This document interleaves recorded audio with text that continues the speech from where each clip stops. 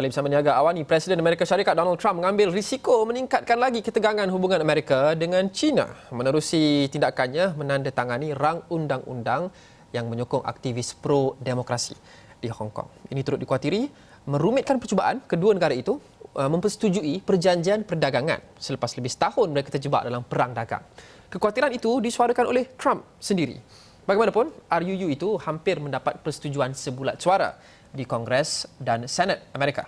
China mengugut untuk mengambil tindakan balas susulan langkah ini.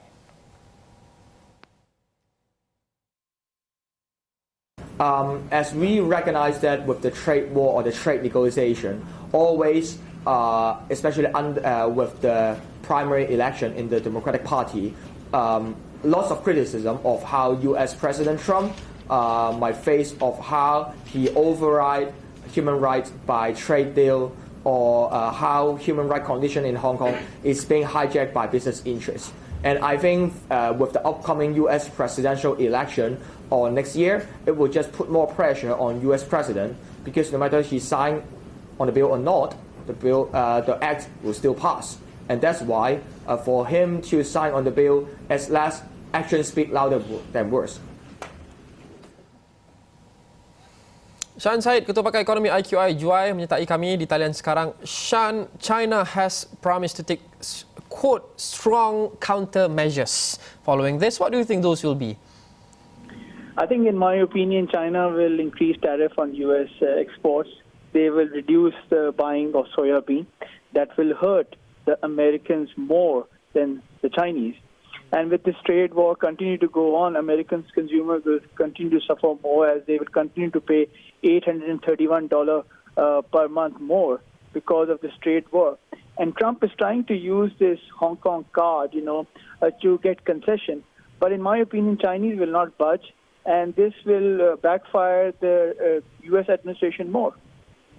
Right. So it looks like he has made it even harder for them to agree on a trade deal. It looks like as if this trade war is going to persist for quite some time ahead. So the question is, how will this affect developing economies like ours, open economies like Malaysia? Will we stand to gain from prolonged trade tensions between the two giants? I think this trade will continue till next year, but however, Malaysia has continued to benefit from this trade war, because a lot of Chinese companies are relocating to this part of the world, and Malaysia, Vietnam, Philippines, they are in the radar of those Chinese investors.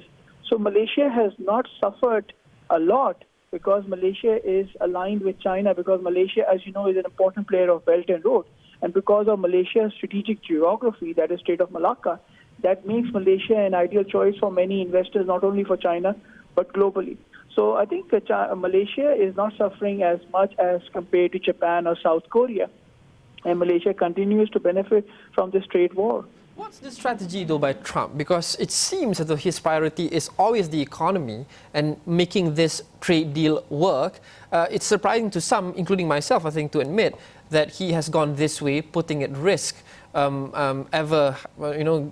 reaching an agreement in terms of a trade deal or ending the trade war, which is detrimental to farmers in the US. He has to choose now between human rights and economy, and what is the end game here that he's trying to chase? Absolutely, Lukman, you are right. He is very good at game theory. He would try to bring his opponent to the table, and then he would use different tactics in order to get concessions from the opponents. But China, on the other hand, is a different player. They have got money. They have got a lot of room to maneuver, especially on the monetary side and the fiscal side.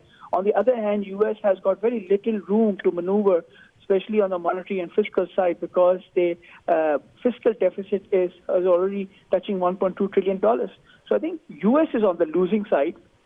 China is still winning.